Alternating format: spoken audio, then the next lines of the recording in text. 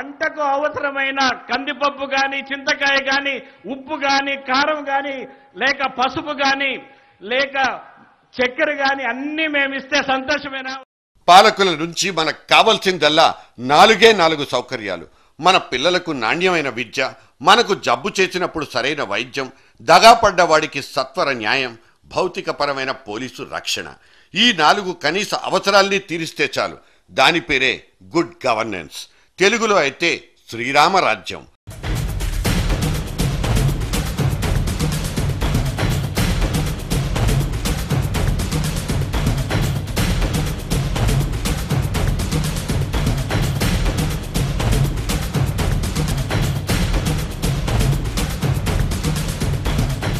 ₹2 kilo బియ్యం ఇవ్వటం లేదు, వాస్తవమే ఇవ్వటం లేదు, ₹1 ఇస్తున్నాం.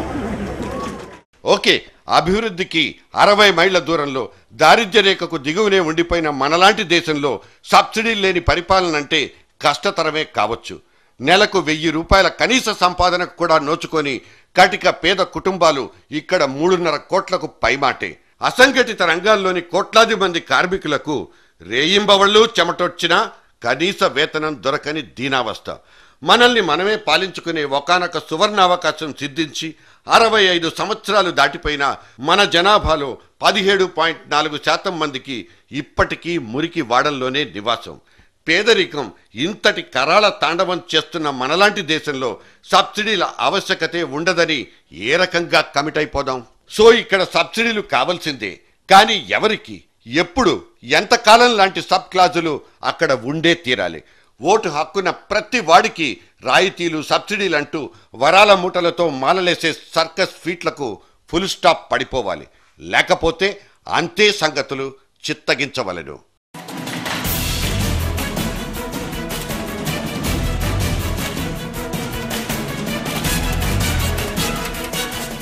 అసలు అటకెక్కించి కొసరు వడ్డిస్తామంటూ లేనిపోని సబ్సిడీలకు విస్తళ్లు పరిచేస్తామంటున్న ఈ పార్టీలన్నింటినీ బోనెక్కించాల్సిందే. ఇలా కడుపు మండబట్టే సుబ్రహ్మణ్య బాలాజీ అనే ఓ చెన్నై మనిషి ఓటర్ మహాశయులకు మిక్సీలు, గ్రైండర్లు ఫ్రీగా ఇస్తానన్న జయలలిత మీద ఏకంగా కోర్టుకెక్కేశారు. ఈ ఉచిత వరాలన్నింటినీ లంచంగా పరిగణించాలి. ఇస్తామంటున్న పార్టీల్ని, పుచ్చుకుంటామంటున్న జనాన్ని లంచగొండులుగా బుక్ చేయాలి. ఇది సదరు ఫిర్యాదుదారుడి ఆక్రోశం. రేపటి గురించి కనీస ఆలోచనే చెయ్యని జనం మీద అతగాడి ధర్మాగ్రహం ఇదే.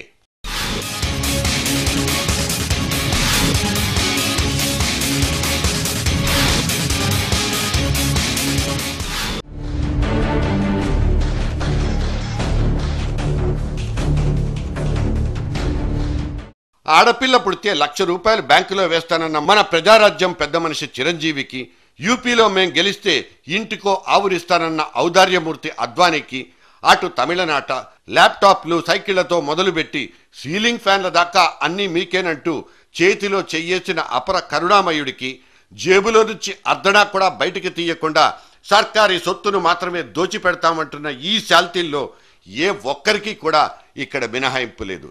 ఫ్రీబీస్ అనబడే ఒక మహా ముదురు కుంభకోణంలో అందరూ పాత్రదారులే. అన్ని పార్టీలు పాముల పుట్టలే.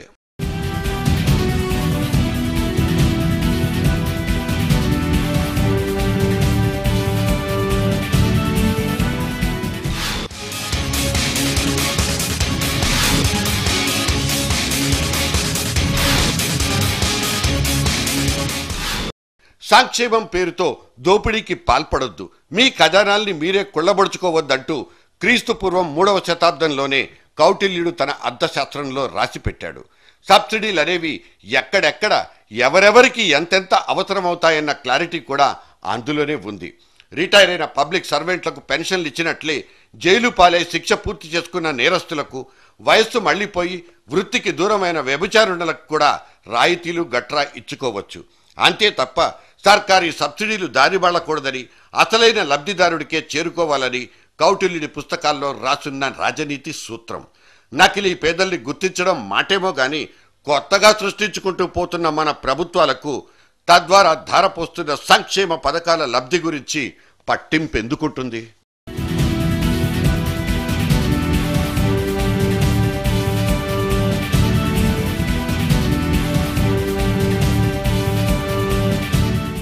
ఇప్పటికిప్పుడు మన దేశంలో అమలైపోతున్న ఆహార సబ్సిడీలు 72,000 కోట్లు, పెట్రోలియం సబ్సిడీలు 68,000 కోట్లు, ఎరువుల సబ్సిడీలు 67,000 కోట్లు. ఏ ఏటికా ఏడు ఈ బరువు తగ్గకపోగా పొలిటికల్ జిమ్మిక్కుల కారణంగా తడిసి మోపెడైపోతోంది. ఇందులో సిసలైన లబ్ధిదారుడికి చేరుతోంది ఎంతన్న ఇదిబిద్దమైన అంచనాలైతే మన సచివాలయాల్లో లేవు. సెంట్రల్ ఎలక్ట్రిసిటీ చట్టం ప్రకారం మీటర్ లేని విద్యుత్ వినియోగం తీవ్రమైన నేరంతో సమానం. కానీ మన దేశంలో ఉత్పత్తి అయ్యే కరెంట్లో కేవలం 46% మాత్రమే మీటర్లు, వాటికి బిల్లులు ఉండేది. మిగతా 54% కరెంటు లెక్క పక్కా లేని ఉచిత విద్యుత్ లాంటి పథకాలకే సమర్పయామి. మన రాష్ట్రంలో 70% మంది రైతులకు ఉచితంగా ఇచ్చే విద్యుత్ రూపంలో ఏటా సర్కారీ బొక్కసానికి పడుతున్న గండి 6,123 కోట్లు. అయినా సరే ఈ పథకం మీద చెయ్యేసే దమ్ము ఏ ఒక్క పార్టీకైనా ఉందా?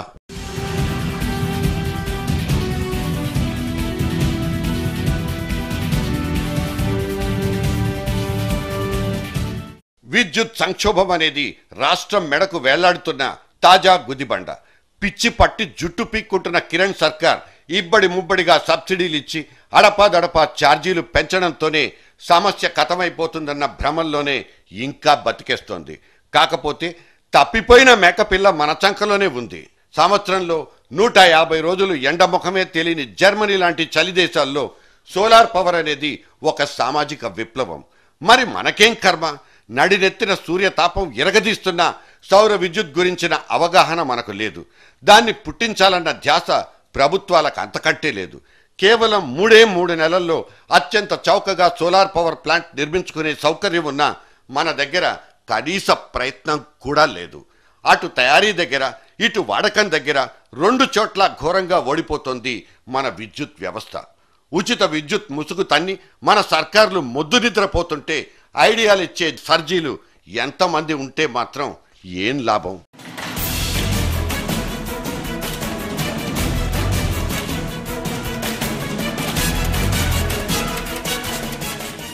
అడ్డగోలు సబ్సిడీలన్నీ అనర్థాలకే దారితీస్తాయన్నది ఒక నగ్న సత్యం. వాటికి మంగళం పాడడం కుదరదన్నది ఇంకో నిప్పులాంటి నిజం.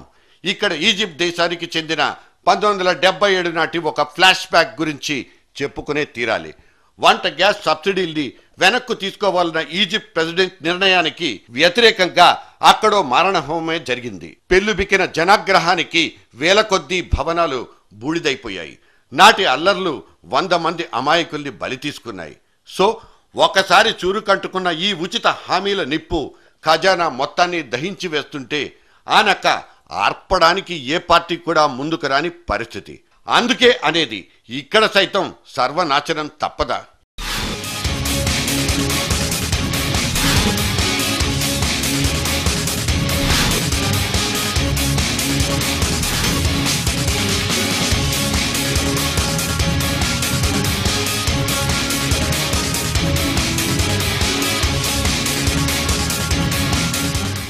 ఏపీ సీఈఓ కుర్చీని దక్కించుకొని క్లాసికల్ సీఎంగా తరించిపోయిన కొత్త రోజుల్లో వ్యవస్థ మొత్తాన్ని క్లీన్ అండ్ గ్రీన్ గా మార్చి పారేస్తా చూడండి అంటూ తెలుగు చంద్రుడు చెలరేగిపోయాడు. సబ్సిడీలు ఇస్తే జనం బిచ్చగాళ్ళవుతారంటూ జడుచుకోకుండా చెప్పినప్పుడు తొలిపొద్దు పొడిచేసినట్లేనన్న ఆశ చిగురించింది. సదరు ఆశ కూడా అక్కడే ఆవిరైపోయింది. అప్పట్లో ఆర్థిక సంస్కరణలకు పోస్టర్ బాయ్గా పేరున్న చంద్రబాబు కూడా ఇప్పుడు పూర్తిగా మారిపోయాడు. పోగొట్టుకున్న చోటే వెతుక్కోవాలన్న కసి, మళ్లీ ఓడిపోకూడదన్న ఒకానొక దిక్కుమాలిన ఫైటింగ్ స్పిరిట్ ఈ బాబును కూడా ఉచితం వైపుకే ఎగదొస్తోంది. ఊరికే దొరికే ఫినాయిల్ బాటిళ్లకు అలవాటు పడిపోయిన జనానికి గాని బిస్కెట్లేస్తేనే ఓట్లు పడతాయంటూ కమిటైపోయిన వర్తమాన రాజకీయానికి గాని మార్పును స్వాగతించే లక్షణం లేనట్లే లెక్క. జేపీ లాంటి సంస్కరణల కాముకులు ఛాన్స్ దొరికినప్పుడల్లా అసెంబ్లీలో గొంతు చించుకున్నా అక్కడ ఫలితం మాత్రం గుండు సున్నా. పైగా ఈ మేధావులంతా రంధ్రాన్వేషకులు, ప్రజా వ్యతిరేకులంటూ లేనిపోని మరకలంటించి నోళ్లు ముయించడం అనేది సర్కారీ మార్క్ దాదాగిరి. ప్రజల్ని కించపరిచే విధంగా డబ్బులతో ఓట్లేస్తారు, బ్రాండీ దాగి ఓట్లేస్తారు. ఏందండి ఈ మాటలు? అంటే వాళ్ళకి తెలివి లేదా? మీకొక్కరికే తెలివి ఉంది, ఇక్కడ ఇంకెవ్వరికి తెలివి లేదు. ఈ రాష్ట్రంలో మీరొక్కరే మేధావి. ఏంది ఈ ప్రవర్తన? ఏంది ఈ మాటలేంది? ఓటు బ్యాంకు రాజకీయాలు ఉన్నంత వరకు ఈ కుక్క బిస్కెట్ల పందేరం కూడా బతికే ఉంటుంది. ఇచ్చి పుచ్చుకునే ఈ దురలవాటు వర్తమాన రాజకీయాల్లో ఒక అంటు వ్యాధిలా పాకిపోయింది. సో వీళ్ళు మారరు, మరి మనమైనా మారతామా అంటే అదీ లేదు.